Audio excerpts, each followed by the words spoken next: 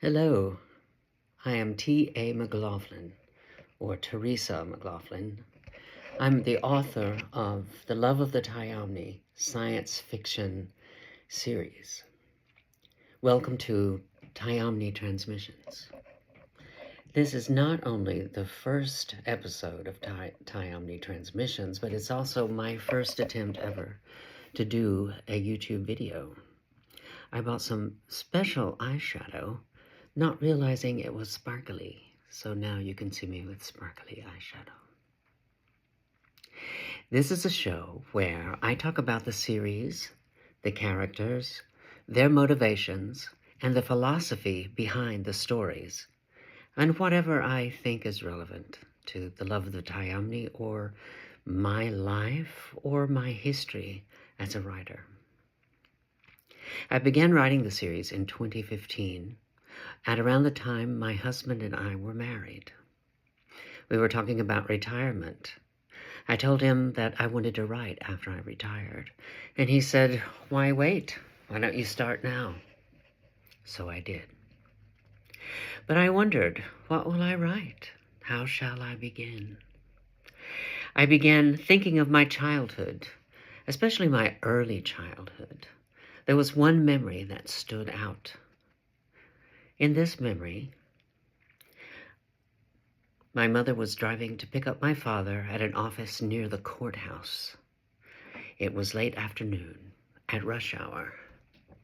You might wonder, how could Tupelo, Mississippi, a southern town of about 15,000 people in 1962, have a rush hour? Well, I just had my 68th birthday, so I remember 1962. It was the early 60s, the early 1960s, and Tupelo could be quite busy downtown. Most of the shopping areas, stores, clothing shops, and offices were concentrated downtown. And in those days, we didn't have malls, we didn't have suburban shopping centers like we have now. So everyone went downtown. It could be quite busy. I'm reading from my notes here. I hope that's okay. Just feeling a little nervous, my first YouTube video. My mother and I, in a 1952 Chevrolet that day, were stuck in traffic right in front of the Lee County Courthouse. I was a small boy of 4 or 5. I don't know what age I was really, but I do remember events from 1959 when I was 2 years old, so I could have been even younger than 4 or 5. We were stopped in traffic. It was hot, a hot summer day, and the windows were rolled down, as we said in those days. Roll the window down. Where there was a crank that you turn to get the window to come down. I looked out at the courthouse and the lawn around it. There were benches on the lawn, very near the sidewalks. In my memory, all the benches were taken by old men, or what seemed to me at the time to be old men, like my grandfather. My grandfather at the time was in his 60s. Some of the men were wearing fedora hats, and others were wearing straw hats with brims to keep the sun out of their eyes. Some men were whittling and talking to each other. If you're not familiar with the term whittling, that means it's when somebody takes a piece of wood and a knife and they just sit there shaving off pieces of wood from the the stick or whatever they have. It gives them something to do with their hands while they talk or think. Both my grandfathers whittled like that. Other men, wearing short-sleeved dress shirts and ties, were reading newspapers and laughing to each other, pointing to stories they just read in the newspaper or to photographs or drawings. In those days, in newspapers, there was still a significant number of drawings. Not everything was a photograph. We lived, my family, my mother, my father, my little sister, and I, we lived deep in the country on a dirt road. It was actually gravel, but the gravel was applied maybe once every 3 or 4 months or so, maybe 6 months, I don't remember. So right after the gravel was applied, of course, it was very, I would call it a gravel road, but near the time before the gravel, the next load of gravel would be applied. It was dirt, you could still see some gravel. But cars, when they would drive down a gravel road, the gravel would be slung all over. You could hear it hit the undercarriage of the car. It could be quite noisy. And a lot of the gravel was also just flung to the side of the road. So we lived deep in the country on a dirt road. We were isolated from mainstream culture, and isolated even from the southern mainstream culture at the time. So I was curious. I didn't understand why those men were sitting on benches around the courthouse. I wondered why they were there and where they came from. It was a happy scene. I could hear the men laughing. I remember that.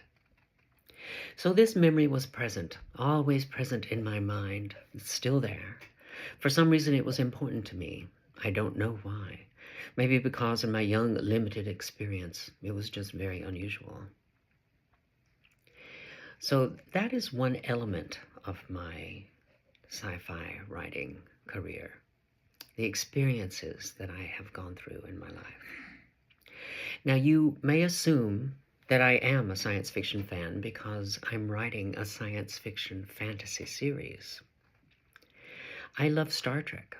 My husband and I still watch the original series, or TOS, as a lot of people refer to it. I remember watching the first series when it came on for the first time, when it aired. It must have been 1967. I was lying on the floor, and my father was working on the TV. We had a color TV. I don't know what year it was, but it was during the first season of Star Trek. My father was very proud that we had a color TV. Of course, we had no phone and no bathroom, but we had a color TV and a stereo, luxury items in that part of the country at that time. He was changing the channel and came across the Star Trek episode and was apparently fascinated because we watched it every week. I immediately fell in love. As a small boy, I fell in love with Captain Kirk. So when my husband convinced me to begin writing in 2015, and I chose the memory at the courthouse to begin, I wanted to put it in a science fiction setting. I found that not only did I want to write science fiction using my own memories, but to also add other things that I loved. I've been trying and failing to find a home in Christianity since childhood. But I began dipping my toes into what is sometimes called New Age spirituality in the 1980s. Now, I am also interested in ancient history, so I added ancient history, putting my characters in actual ancient historical situations. If I'm writing science fiction, fantasy, and different historical periods, then I also have to have time travel. I found that I am writing science fiction fantasy with time travel, feminism, ancient aliens, and spirituality sprinkled in. One of my fan reviews said, I was unsure which genre to place this under. I sometimes felt I was reading a dystopian science fiction book, at times a fantasy novel, and sometimes it felt like historical fiction. The love of the Tayamni had a uniqueness which interested me. So, there you have it. The first 3 books of the series are published. The first 2 books have audiobooks to accompany them. The fourth book is almost done. And 4 more books after that are planned. Excuse me while I turn the page. Each of my books use my experience and memories from different stages of my life. The first book contains memories from my early childhood and is set at 1962. The second book uses memories from my early childhood through the age of 12. The age of 12, by the way, is the age I was when the most abusive event that I remember from childhood happened. My father was a very abusive man. It was only later on that we realized that he had severe mental problems, emotional problems. The third book is set at 1977. I used some of the memories I have from my time at college living in St. Louis. By the way, I attended an all-girl Catholic college that had, just the year before, begun to admit men. The college was Fontbonne College, but is transformed to Fontainebleau College in the books. The fourth book is set in New York City, Krakow, Palermo, and Amsterdam at 1988. The fifth and sixth books are set in the San Francisco Bay Area and are set at 1997 and 2009, respectively. The seventh book will be set in Salem, Oregon, where I live now. The eighth book will wrap everything up for this series and aim our main characters to the future. Here are the names of the books in order. The first book is The Love of the Tayamni, and sets up who the Tayamni are, and who also another couple of species, actually I think 3 or 4 species, alien species, are. The Judgment of Seth is the second book, and this happens, as I said, from my childhood, from 1963 until 1969. The third book, Share Emeth, which is Hebrew for the Gates of Truth, is set at St. Louis. The Contendings, the fourth book, the one that's almost done now, is set in New York and in Europe. I was a singer at the time. I sang medieval liturgical dramas as a countertenor, and we toured quite heavily. We toured in the United States and a lot in Europe. So that's why some of the scenes are set in European cities. The fifth book is called The Far, Far West. The sixth book is Fall of the Fifth World. Seventh book is The Anubis Prophecy. And the eighth book is Epilogue. So now you know the names of the books. Let's talk about the main characters. The main characters, all but one, are members of the same Tayamni family. By the way, the Tayamni are a benevolent alien race who've been at Earth for over 200,000 years. They first came to Earth to save humanity, and since there were so few humans left alive at the time, they found that humanity was not genetically viable, so they spliced their own DNA with that of humanity's, creating Homo sapiens. The Tayamni family are all from the House of Uwana. Families in the Tayamni have houses, like the pharaohs of Egypt. Pharaoh, in fact, comes from the word pero, which means house. So let's talk about the main characters. The main character is Batresh. She is a Tayamni girl who only discovered that she was not human at the age of 18. We pick up with her when she is 23, but she found out she was not human. Growing up in a human city with humans around her, she didn't even know that the Tayamni were aliens or that she was Tayamni. So when she found out, it was very upsetting, traumatizing. Namazu is Batresh's sister, and she's a warrior. Amun, Batresh's brother, is of the priestly caste. Their mother, Meket, mostly called the matriarch in the books, is closely related, and you will see how, to the human character Denny. He is a little boy.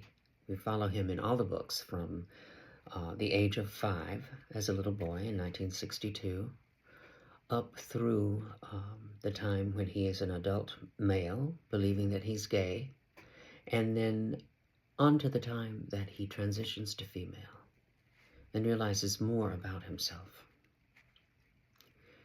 He is the autobiographical character for me. I use my memories very heavily for this character, Denny. There is also a human man, Jerry, who we meet in the first book, and he's in all subsequent books. There are also several primary alien races that the family, the House of Uwana, interact with. The most primary of these races, and we refer to the history of these races, of this particular group, in all the books. There are stories about them. The 9 technological races of Ayam. There are 9 different species in this group, and they are from another dimension. To humans, they resemble animal-human chimeras.